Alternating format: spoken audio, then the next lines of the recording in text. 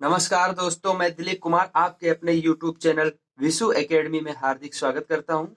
दोस्तों, हमने पिछले क्लास में यूनिट डिजिट के मोस्ट इंपॉर्टेंट क्वेश्चन को हल किया था और आज हम लोग नंबर सिस्टम के बेसिक कॉन्सेप्ट को पढ़ेंगे। जैसे नंबर सिस्टम में जो बेसिक कॉन्सेप्ट है उसको आज हम लोग बहुत अच्छी तरीके से देखेंगे। तो दोस्तों, नंबर सिस्टम में जो सबसे पहला हमारा है प्राकृतिक संख्या। प्राकृतिक संख्याएं क्या होती हैं? प्राकृतिक संख्याएं क्या होती है? प्राकृतिक संख्याओं को हम लोग इंग्लिश में कहते हैं नेचुरल नंबर। Natural number. अब दोस्तों, प्राकृतिक संख्याएं ऐसी संख्याएं होती हैं जो हमें कहां से मिली हैं? प्रकृति से मिली हैं। ऐसी संख्याएं जो हमें प्रकृति से मिली हैं उन संख्याओं को हम लोग प्राकृतिक संख्याएं कहते हैं। प्राकृतिक संख्याएं होती हैं 1 से लेके 1, 2, 3 से लेके अनंत तक की संख्याओं को हम लोग क्या कहेंगे? प्राकृतिक संख्याएं।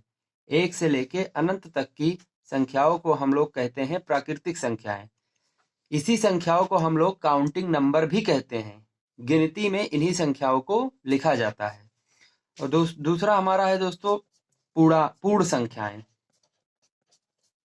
पूर्ण संख्याएं।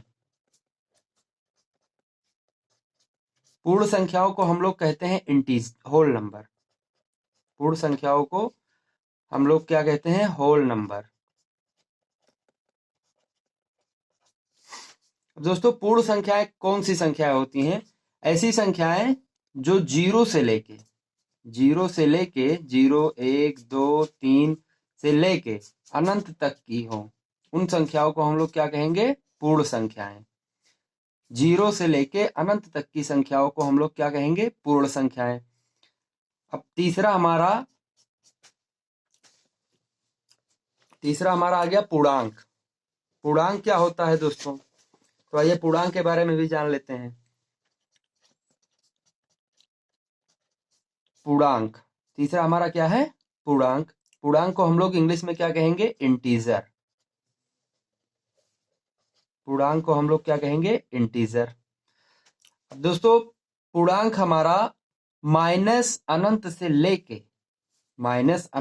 लेके कहां तक होता है? प्लस अनंत तक।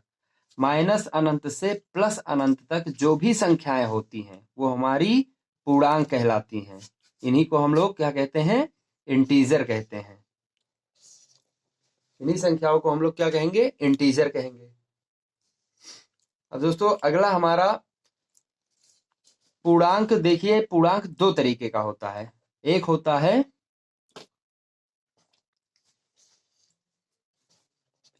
है पॉजिटिव इंटीजर,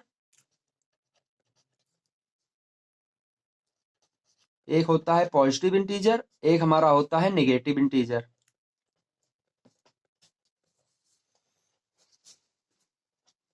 पॉजिटिव इंटीजर को हम लोग क्या कहेंगे? धनात्मक पूर्णांक।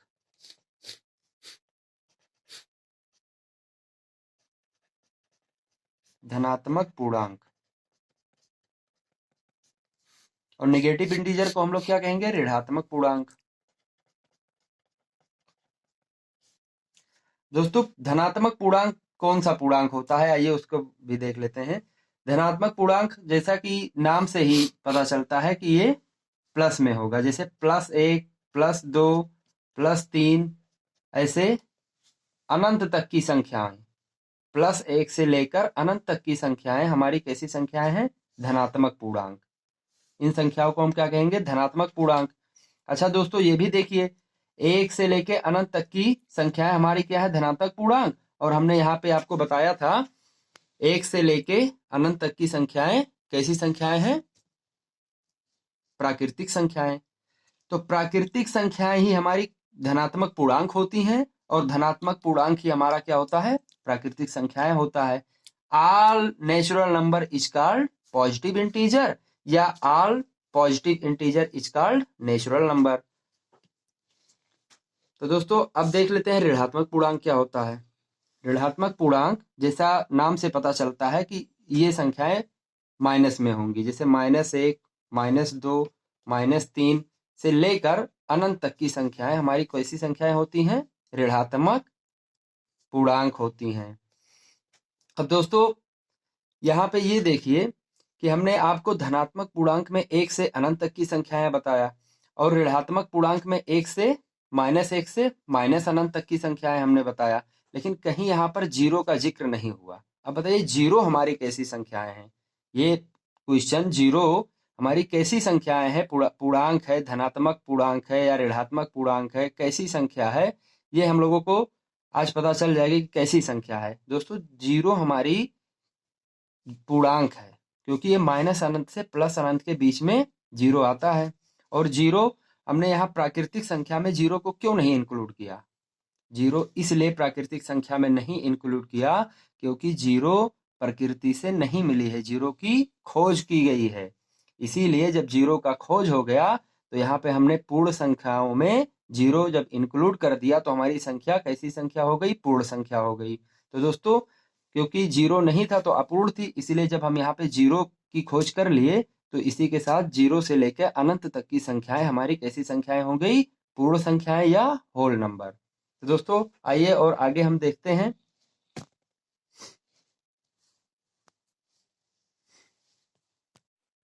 तो अब दोस्तों ये चौथा नंबर हमारा होगा सम संख्या।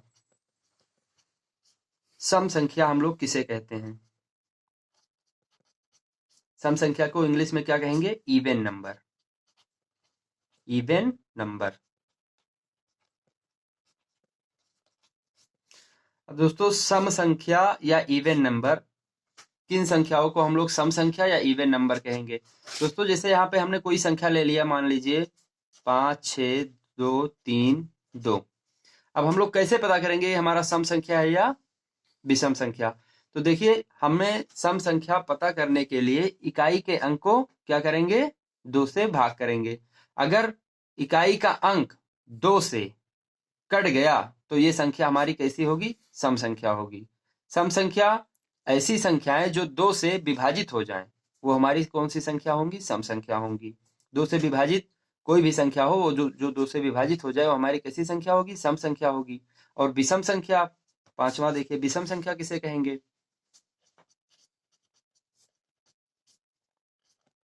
विषम संख्या,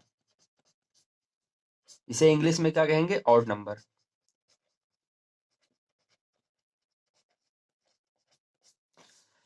अब जो संख्याएं 2 से विभाजित ना हो वो संख्याएं हमारी क्या होंगी? विषम संख्या होंगी। जैसे कोई संख्या ले लीजिए, मान लीजिए 5 3 2 1 4 9।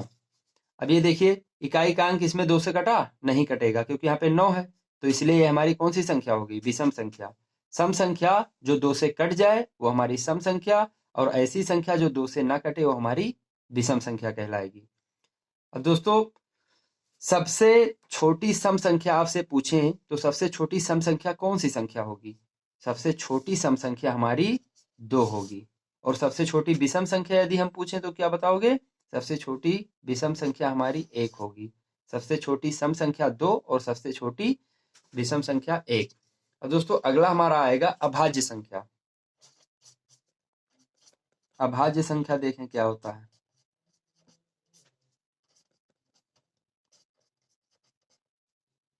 अभाज्य संख्या,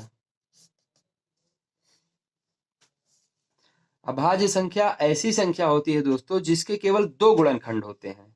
हम इसको आसान तरीके से बता रहे हैं आपको। आप तो पढ़ते आए होंगे कि ऐसी संख्या है जो स्वयं से कटे या 1 से कटे, तो उसका मतलब यही हुआ कि ऐसी संख्या जिसके केवल 2 गुणनखंड होते हैं। 2 गुणनखंड मतलब एक तो होगा 1 और एक वो संख्या स्वयं होगी, तो इसीलिए 2 ही गुणनखंड होंगे। तो ऐसी संख्या जिसके केवल 2 गुणनखंड हो वो कैसी संख्या होती है? अभाज्य संख्या। यहाँ पे हम लोग लिख लें जिसके केवल 2 गुणनखंड हो, गुणनखंड हो,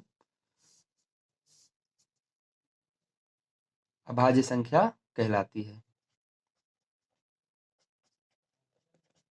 अभाज्य संख्या कहलाती है। ठीक है दोस्तों। अच्छा, अब इसके बाद हम लोग ये जान लें कि गुणनखंड होता क्या है। जैसे मान लीजिए एक कोई संख्या ले लिया हमने, मान लीजिए 12 संख्या ले लिया, एक संख्या है 12। अब सबसे पहले हम ये जान लें कि गुणनखंड क्या होता है। गुणनखंड और एक होता है गुणज। गुणज किसे कहते हैं और गुणनखंड किसे कहते हैं, तो देखते हैं दोस्तों। गुणनखंड किसे कहते हैं, जैसे मान लीजिए ये संख्या 12 दिया हुआ है। अब ऐसी संख्या जो 12 को विभाजित करे वो इसका क्या होगा, गुणनखंड।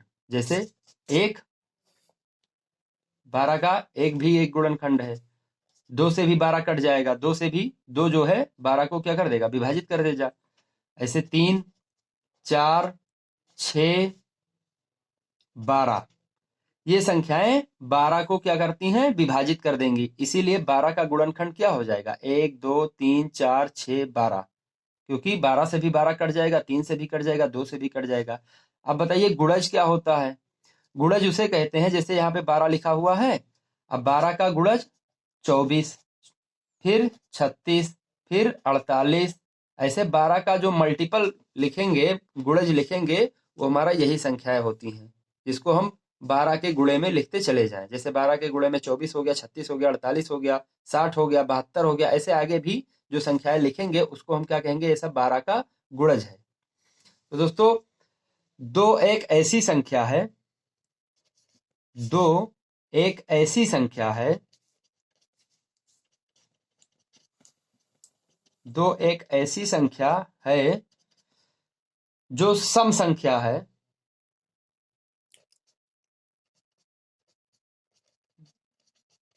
जो सम संख्या है,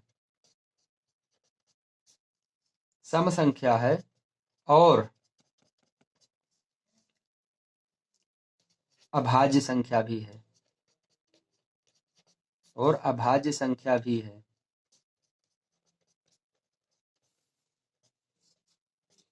तो दोस्तों, दो एक ऐसी संख्या है जो सम संख्या है और सबसे छोटी अभाज्य संख्या है, वरना सारी अभाज्य संख्याएं विषम संख्या होती हैं। दोस्तों, केवल दो ही एक ऐसा संख्या है जो सम भी है और अभाज्य भी है, वरना जितनी भी अभाज्य संख्याएं हैं वो संख्याएं कैसी होंगी, विषम होंगी, वो सम नहीं होंगी। केवल दो ही एक ऐसी संख्या है जो अभाज्य संख्या है। तो दोस्तों आइए आगे देखते हैं फिर। तो दोस्तों, आपने ये सोचा होगा कि दो तो हमने आपको बता दिया, लेकिन एक कैसी संख्या है, एक को हम क्या कहेंगे, एक को हम क्या कहेंगे, एक ऐसी संख्या है, भाज्य संख्या है या अभाज्य संख्या है। तो दोस्तों, एक ऐसी संख्या है, एक ऐसी संख्या है जिसके केवल एक ही गुणनखंड है। इसीलिए एक को हम अभाज्य संख्या के श्रेणी में नहीं रखते। क्यों? क्योंकि अभाज्य संख्या के दो गुणनखंड होते हैं, इसीलिए हम एक का केवल एक ही गुणनखंड होता है, इसीलिए एक को हम अभाज्य संख्या की श्रेणी में नहीं रखते, और ना ही इसको भाज्य की श्रेणी में रखते हैं, क्योंकि भाज्य संख्या के दो से अधिक गुणनखंड होते हैं। इसीलिए ना तो एक अभाज्य है और ना ही भाज्य है। अच्छा दोस्तों, अभाज्य संख्या में अभाज्य संख्या में 1 से लेकर 100 तक,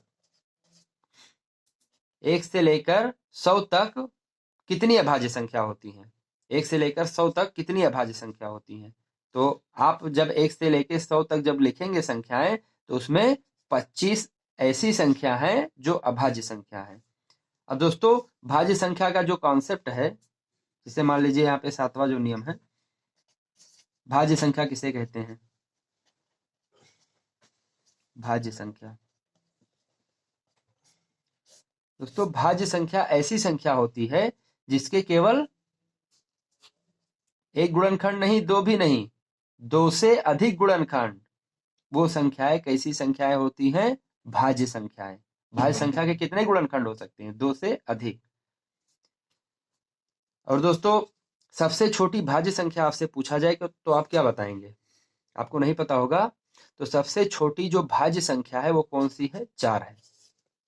सबसे छोटी भाज्य संख्या क्या है, 4 है, क्योंकि 4 के दो से अधिक गुणनखंड बनेंगे। ठीक, जैसे गुणनखंड कर दें, 2 गुणे 2 गुणे 1। अब देखिए यह है ना इसका गुणनखंड, 2 से कटेगा ये, और नहीं 1 4, ये 4 से खुद कटेगा, 2 से भी कटेगा, 1 से भी कटेगा, तो इसके कितने गुणनखंड है? 3 गुणनखंड बने। मतलब कि 4 एक ऐसी संख्या है जिसकी 2 से अधिक गुणनखंड की जा सके, उस संख्या को क्या कहेंगे? भाज्य संख्या। और अभाज्य संख्या जिसके केवल 2 गुणनखंड हो, एक तो 1 होगा और दूसरा वो स्वयं वही संख्या होगा, इसीलिए उसको अभाज्य संख्या कहते हैं।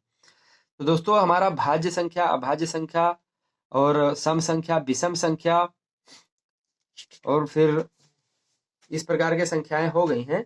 अब हमारा जो बच रहा है वास्तविक संख्या और परमेय संख्या, तो आइए देखते हैं, उसको भी देख लें क्या है वास्तविक संख्या और परमेय संख्या।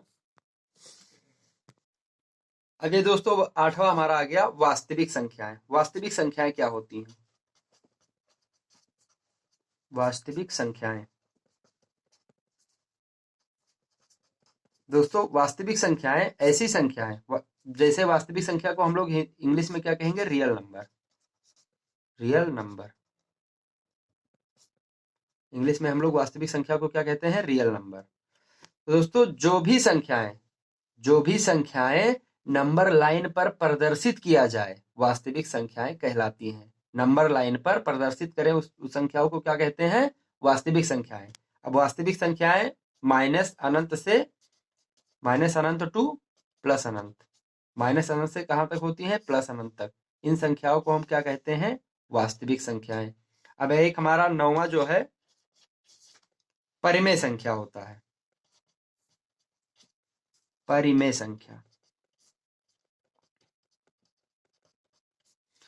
परमेय संख्या को हम लोग इंग्लिश में कहते हैं रेशनल नंबर। Rational number. दोस्तों परमेय संख्या किसे कहते हैं? अब सबसे बड़ा क्वेश्चन यही आ गया कि परमेय संख्या होता क्या है। आज हम लोग ये जानेंगे कि परमेय संख्या क्या होता है। तो दोस्तों सबसे पहला कंडीशन है परमेय संख्या का कि वो P/Q के रूप में लिखा होना चाहिए। और दूसरा कंडीशन है कि Q 0 के बराबर नहीं होना चाहिए। Q 0 के बराबर नहीं होना चाहिए, P/Q के रूप में वो संख्या लिखी होनी चाहिए। और तीसरा जो कंडीशन है हमारा, P Q दोनों पूर्णांक होते हैं।